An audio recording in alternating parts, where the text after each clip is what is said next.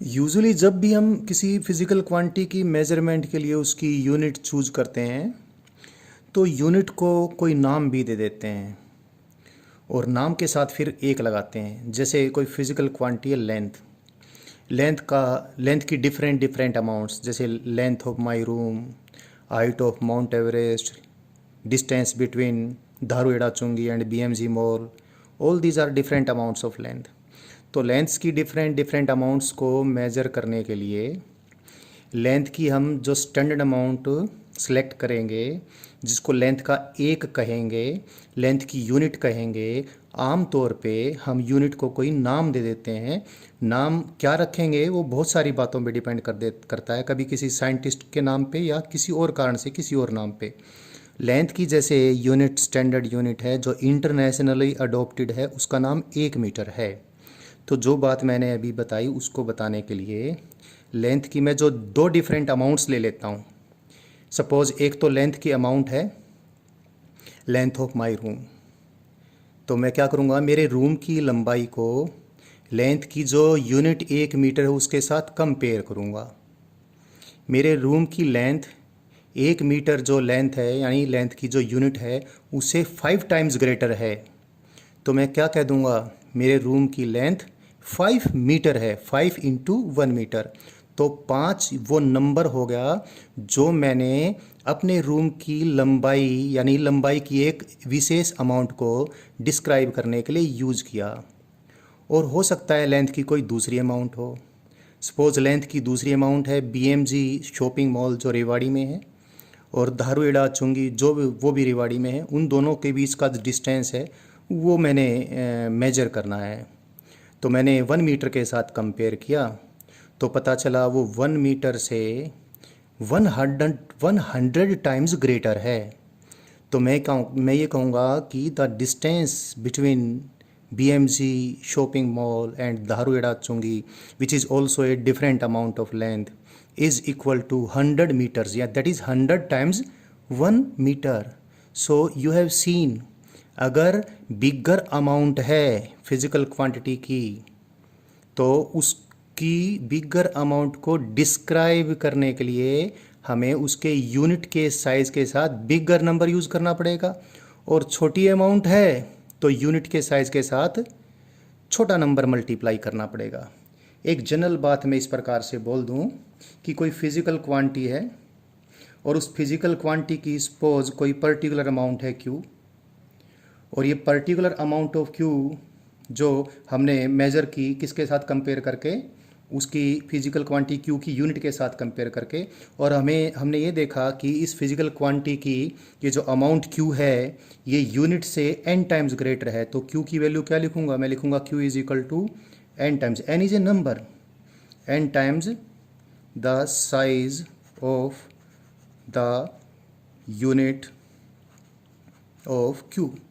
तो ये तरीका है हमारे मेज़रमेंट का। लेकिन इस तरीके में सबसे बड़ी बात ये होने वाली है कि हम सबसे पहले यूनिट ऑफ क्यू, जो भी फिजिकल क्वांटिटी क्यू है, वो सिलेक्ट करेंगे। और वो कैसे सिलेक्ट करेंगे ये देखना है। लेकिन इसका मतलब ये नहीं कंपेयर करने का तरीका आसान है।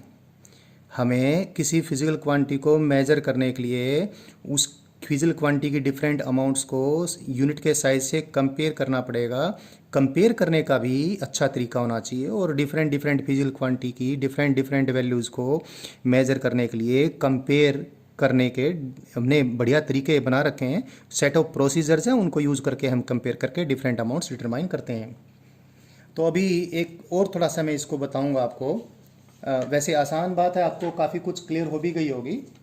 मैं ऐसा कर लेता हूँ कि एक एग्ज़ाम्पल ले लेता हूँ।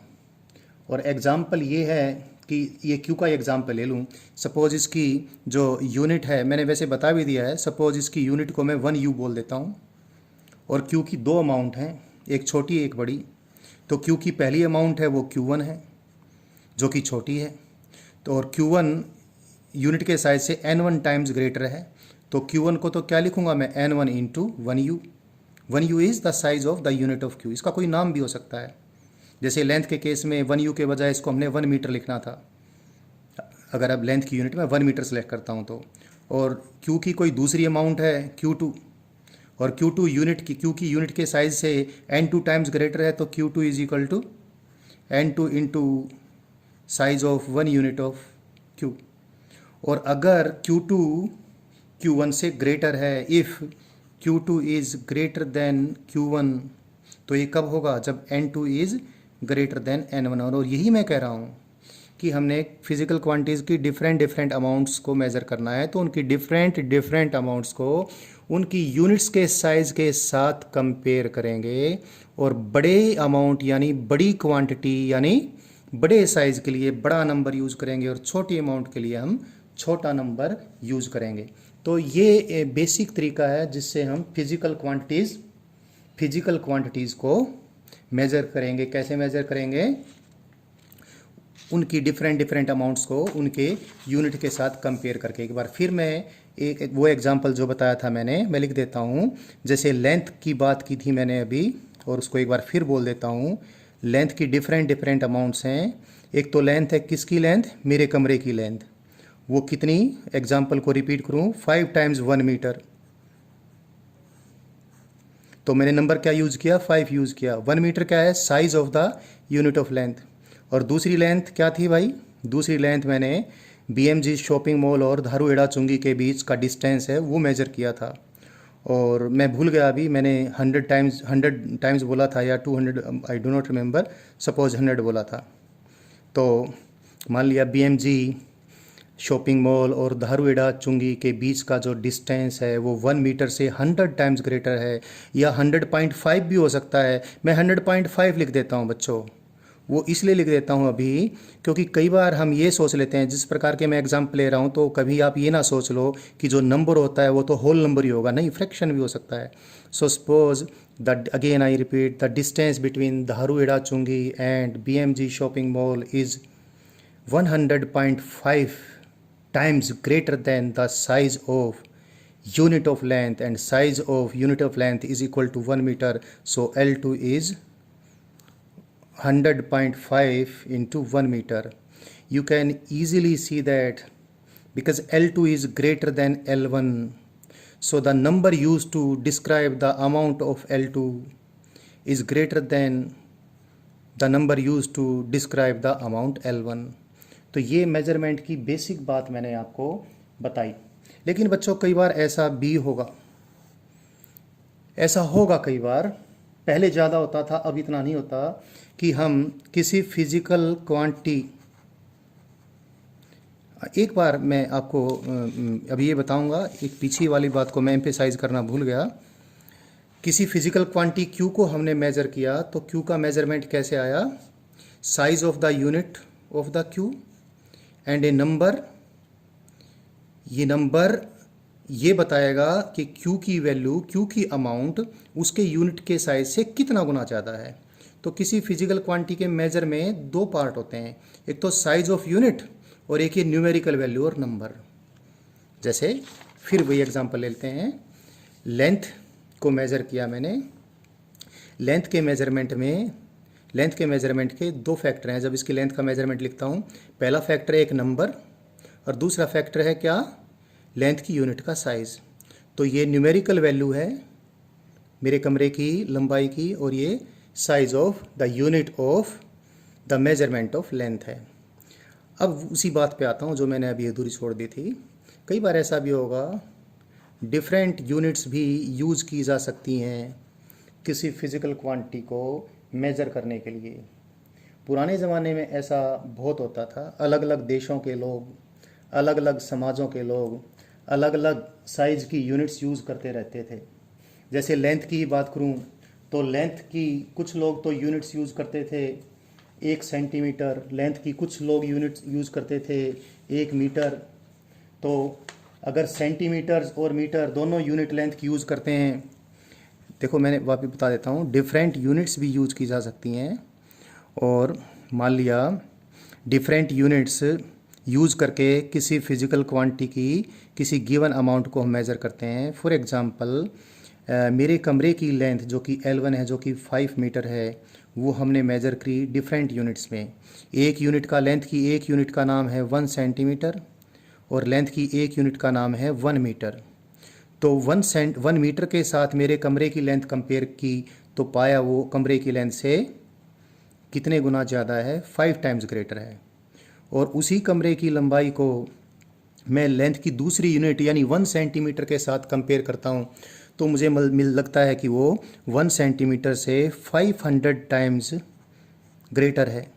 तो मेरे कमरे की लंबाई तो उतनी ही है जितनी है, लेकिन अगर मीटर से कंपेयर करूं तो 5 टाइम्स है और सेंटीमीटर से कंपेयर करूं 1 सेंटीमीटर तो 500 टाइम्स है। इसका मतलब ये नहीं कि 500 लिखने से मेरे कमरे की लंबाई ज़्यादा हो जाएगी और 5 लिखने से मेरे कमरे की लंबाई कम हो जाएगी, वो तो उतनी ही रहेगी। लेकिन जो न्यूमेरिकल वैल्यू मेरे कमरे की लंबाई की है वो ज़्यादा हो जाएगी अगर साइज़ ऑफ यूनिट कम है, और कमरे की लंबाई को मेज़र करने के लिए न्यूमेरिकल वैल्यू कम होगी अगर साइज ऑफ यूनिट बड़ा है। मतलब ये कोई फिजिकल क्वांटिटी है, उसकी कोई अमाउंट क्यू है, उसको दो डिफरेंट यूनिट्स में मेज़र किया। एक यूनिट का साइज़ है 1U1 और दूसरी यूनिट का साइज़ है 1U2। तो फिजिकल क्वांटिटी की अमाउंट तो उतनी ही है। पहली यूनिट के साइज़ के साथ कंपेयर किया तो न्यूमेरिकल वैल्यू इसकी जो न्यूमरल हमने यूज़ किया ये बताने के लिए कि इसकी क्वांटिटी यूनिट के साइज़ से कितने गुना ज़्यादा है वो N1 है। और फिर दूसरी यूनिट के साइज़ के साथ कंपेयर किया तो जो numerical value I that is the numeral जो संख्या आई ये बताने के लिए कितनी ज़्यादा है वो N2 है। तो अगर आप देखें ज़रा Q तो उतनी ही है, जैसे कमरे की लंबाई तो उतनी ही थी, तो ये Q और ये Q तो बराबर है, यानी N1 into 1U1 is equal to N2 into 1U2। इसका मायना क्या हुआ? इसका मायना ये हो गया कि अगर1U1 इज़ ग्रेटर देन 1U2, यानी ये लंबाई ये यूनिट का साइज ज़्यादा है इस यूनिट के साइज से, तो इसका मतलब क्या होगा? N1 छोटा होगा किससे? N2 से। एग्जाम्पल देखो, लेंथ के लिए 2 यूनिट थी, क्या? सेंटीमीटर भी और मीटर भी। तो सेंटीमीटर छोटी यूनिट है और मीटर बड़ी यूनिट है। मेरे कमरे की लंबाई अगर मीटरों में मेज़र करते हैं तो न्यूमेरिकल वैल्यू 5 आती है, और सेंटीमीटरों में मेज़र करते हैं तो न्यूमेरिकल वैल्यू 500 आती है। और 5 देखो 500 से ज़्यादा है, मतलब जितना यूनिट का साइज़ ज़्यादा होगा न्यूमेरिकल वैल्यू उतनी छोटी होगी, जितना यूनिट का साइज़ कम होगा उतनी न्यूमेरिकल वैल्यू कम होगी।